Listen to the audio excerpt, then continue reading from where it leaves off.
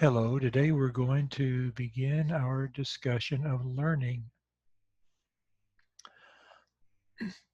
One of the marvels of being a human being is how readily we're able to learn new things, information, skills. How is this possible? What goes on inside our heads that allows us to be able to have new experiences that result in our learning in ways that can dramatically change and improve our lives? Sometimes the learning that occurs may actually be to our detriment, where we learn bad habits or have other learning experiences that cause us distress. These are some of the things we're going to get to explore as we consider learning. We can define learning as involving acquisition, meaning to acquire or take on, of new and relatively enduring information or behaviors through experience. The acquisition of new and relatively enduring information or behaviors through experience. One kind of learning is associative learning. And here, in this type of learning, we associate events that occur together. It might be two stimuli that occur together, or it might be a stimulus followed by a response. Another kind of learning is called cognitive learning, and this involves the acquisition of mental information by observing events, watching others, or through language. The kind of learning that occurs in academic settings, school learning, is a kind of cognitive learning where we learn through language. In fact, that kind of cognitive learning is operating right now as we are beginning to read about and talk about different ideas about learning. We are going to be focusing more on the other kind of cognitive learning, the type of cognitive learning that occurs when we observe people and events and how we learn from that. And we are also going to be focusing on two different kinds of associative learning: classical conditioning and operant conditioning. We will be looking at examples of classical conditioning and operant conditioning in a moment, but in general, classical conditioning is a kind of learning in which we tend to link two or more stimuli with each other and anticipate events based on that connection that we make between two or more stimuli, and it produces respondent behavior. Respondent behavior is a kind of a behavior that's really elicited by a stimulus. The stimulus occurs and we respond in a certain way, rather automatically. And in operant conditioning, we learn to associate an action and its consequences. This produces what's called operant behavior. And in operant behavior, we are operating or acting on our environment in different ways in order to bring about desired consequences. Here we have a simple example of classical conditioning. Lightning precedes thunder. And when we hear the loud noise of thunder, it causes us to have a startle reaction. Then lightning alone produces the same reaction because we anticipate the thunder is coming when the lightning occurs. Here we see a simple example of operant conditioning. A child is taught to be polite. So when the child wants a cookie, the child politely asks for the cookie. Receiving the cookie is a reward for the child's polite behavior.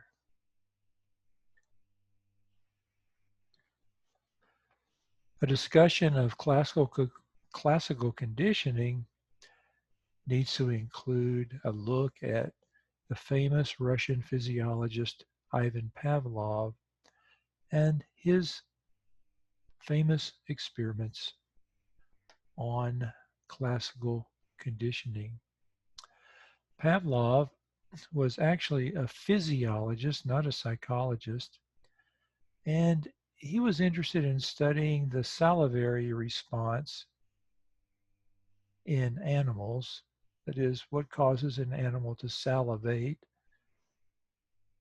And he chose dogs to do his experiments. He surgically implanted a kind of a fistula, I guess you could call it, in the dog's cheek that collected saliva into a test tube, which he was then able to measure. At first, when Pavlov presented his dogs with food, they salivated. That was a predictable response and not at all surprising. You or I also salivate when we are presented with food that we find desirable. If someone presented me with a platter of freshly baked chocolate chip cookies, I would be salivating like crazy because I love chocolate chip cookies. And especially when they come out of the oven and they're still warm and gooey, oh, that's the best. In Pavlov's study, when he gave dogs food, they salivated. But then he noticed something kind of weird and interesting happening. They would also salivate at other times. And this surprised him, and he didn't really understand what was going on there. He knew they were salivating because it was being collected in the test tube, and he could see it right there and measure it in a quantitative kind of way. So what he discovered was that dogs were salivating to events that helped them to anticipate the food was coming. The sounds of the food being poured in the bowls, the clanging of the bowls. These kinds of things also cause the dogs to salivate. So Pavlov decided he would systematically study this response that he was getting from the dogs to see if he could understand it better. And it came to be known as classical conditioning. So looking at this diagram, we can see that in classical conditioning, there is always some stimulus that elicits a response automatically without the organism having to learn it. And that stimulus in classical conditioning is called the unconditioned stimulus. In Pavlov's study, the unconditioned stimulus was food. Pavlov also decided that he would systematically pair the sounding of a tone with the food to see what would happen. Before he started pairing the tone with the food, he just sounded the tone to see what the dog would do, and the dog didn't do anything other than just pay attention to the sound. Kind of a different, novel sound for the dog. So in the beginning, that tone would be called a neutral stimulus because it did not elicit a response. Then after pairing together the tone and the food a number of times. When the tone alone was sounded, the dog salivated. So of course, when the tone and the food are paired together, the dog is going to salivate. But then when the tone alone was presented after a while, the dog salivated. This, to Pavlov, was a pretty big deal. No one had ever systematically demonstrated this kind of learning before that he came to call classical conditioning. In fact, he won a Nobel Prize for his research in this area. It was that big of a deal. In classical conditioning, the neutral stimulus is the stimulus that does not elicit a response before conditioning takes place. Conditioning is when you pair together the neutral stimulus with the unconditioned stimulus. The unconditioned stimulus is the one that produces a response without the organism having to learn it. In other words, it automatically triggers a response. The unconditioned stimulus does this. And the unconditioned response is the unlearned and naturally occurring response to an unconditioned stimulus. When the dog salivated to the food being the unconditioned stimulus, the dog's salivation response is the unconditioned response.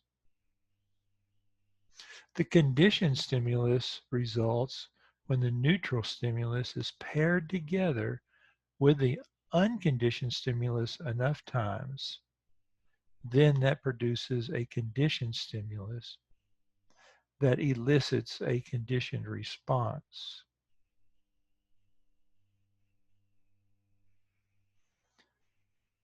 And in Pavlov's study, the one we're talking about, the conditioned stimulus becomes the tone, and salivation to the tone becomes the conditioned response. We can see this process of classical conditioning demonstrated in this graph. During the acquisition phase, the neutral stimulus, the tone, and the unconditioned stimulus of food are paired together and presented time and time again. And then eventually the tone alone is presented, and once conditioning has occurred, the tone alone will elicit salivation. Salivation to the food is called the what? The unconditioned response. And salivation to the tone is called the what? The conditioned response, yes. So in the second phase of this study, the tone alone is presented repeatedly without any further pairing with food. And when that occurs, eventually the conditioned response will become extinguished or be extinguished. Extinction is the elimination of a conditioned response by presenting the conditioned stimulus by itself a number of times without pairing it back together with the unconditioned stimulus. So, in other words, when the dog was presented with the tone over and over and over again, but without pairing the tone with food,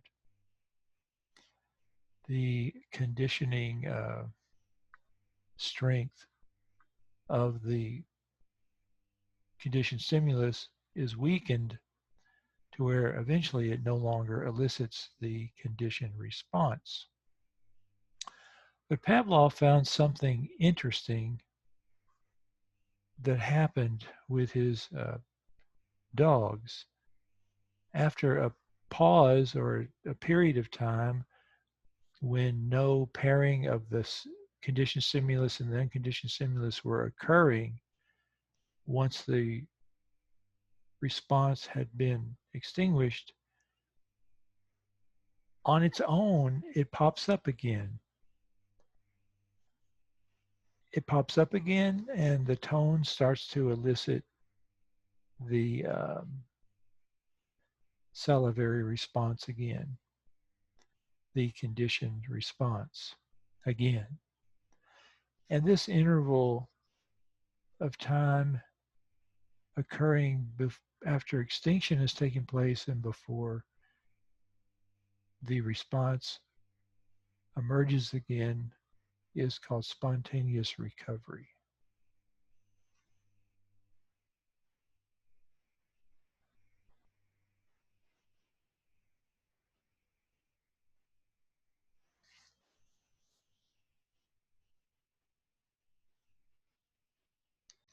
Two other ideas associated with classical conditioning we might consider are generalization and discrimination. In generalization, the conditioned response will generalize or spread to other stimuli that are similar to the original conditioned stimulus. The higher the similarity, the stronger the response. So let's say Pavlov conditions the dogs to salivate to a tone of a particular frequency. And then he changes the frequency or the pitch of the tone either up or down. It's similar enough that it's still going to elicit a response. But the more the frequency of the tone changes from the original frequency, probably the weaker the response will be.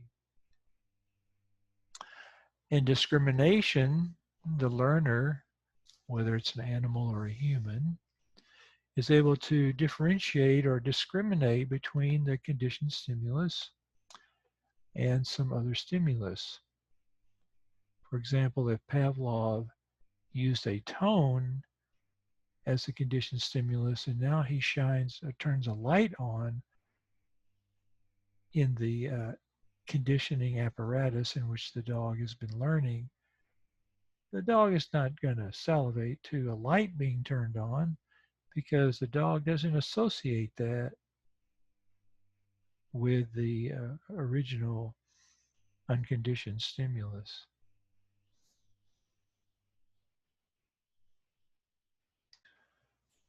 Another classic study on classical conditioning that we can take a look at was done by John Watson along with his graduate student Rayner back in the early part of the 20th century, where he conditioned a little boy named Albert to be afraid of a white rat. He first brought a white rat into the room, and little Albert, who was less than a year old, would show curiosity, as you can see in this picture right here of the rat, as you would expect. But then he began to make a loud noise when he would bring the rat into the room by hitting a bar with a hammer.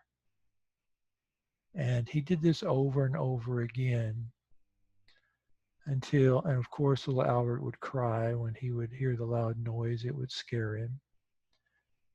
And then eventually, when he brought the rat into the room by itself, as you can see in this second picture, little Albert showed a fear response. So Watson and Rayner concluded, based on that research, that little Albert had learned to fear the white rat, and that learning had occurred through the process of classical conditioning. Well, let's see if we can identify the unconditioned stimulus, the unconditioned response, the conditioned stimulus, the conditioned response, and the neutral stimulus in this study. Which stimulus caused little Albert to feel afraid without having to learn it? If you say it's the loud noise, you are right. The loud noise caused little Albert to feel afraid without having to learn the fear response to the loud noise. So that makes the loud noise the unconditioned stimulus. And what was little Albert's response to the loud noise? Yes, he felt afraid. So the loud noise is the unconditioned stimulus, and feeling afraid is the unconditioned response, or crying, however you want to put it. A fear response was elicited. At first, the white rat only caused little Albert to be curious. He wasn't afraid of the white rat. So in other words, at first, the white rat was a neutral stimulus. Then, by pairing the loud noise and the white rat together enough times, eventually the white rat by itself elicited a fear response in little Albert. So now the white rat is the conditioned stimulus, and fear of the white rat is the conditioned response. Here's a real life example. A little girl loves all dogs. So one day she's playing in the park and a dog comes into the park. She reaches out to pet the dog and the dog bites her. It causes pain and she feels afraid. And after that event, she's now afraid of dogs. And the more similar dogs are to the one that bit her, the stronger her fear. That's a way of saying her fear has generalized. And not only is she afraid of dogs, but she's also afraid to go back to the park. Because the park, which also was a neutral stimulus, now she associates with getting bitten by the dog, and it's no longer neutral. So she's afraid to go to the park, and she's afraid of dogs. So that would be an example of how classical conditioning might occur in our everyday lives. I would like to ask you to think of examples of classical conditioning in your life and see if you can identify the unconditioned stimulus, the unconditioned response, the neutral stimulus, the conditioned stimulus, and the conditioned response. Thank you.